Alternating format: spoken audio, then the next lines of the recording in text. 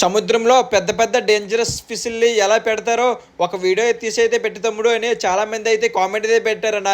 మనకైతే ఇప్పుడు పెద్ద కెత్తిముక్క చేప అయితే వచ్చింది.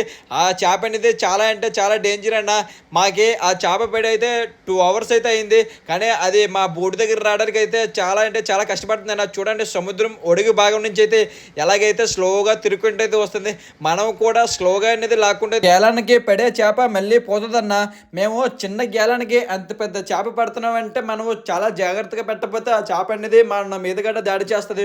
చూడండి అది కింద భాగంలో నుంచి తిరుక్కుంటూ అలాగా స్లోగా వస్తుందన్న. అంటే అది సుమారుగా 2 hours అయితే అయింది ఆ చేప పడి మాకి. అంటే సగం ప్రాణాలు అయితే పోయాయి, ఇంకా ఎక్కువగా ప్రాణం అయితే లేదు ఆ ఫిష్ అనేది. అలాగా స్లోగా తిరుక్కుంటూ అయితే వచ్చి మా బోర్డు దగ్గరకు వచ్చే వెంటనే మనం అయితే కరగాలం అయితే వేసేస్తామన్నా. మీకు ఇలాంటి వీడియోస్ చూడాలనుకుంటే మన ఛానల్ అయితే అంటనే సబ్స్క్రైబ్ అయితే చేసుకోండి. సరే, thank you. Day by day A fishes పడ్డాయో మీకు అయితే నెక్స్ట్ వీడియోలో అయితే చూపిస్తాను.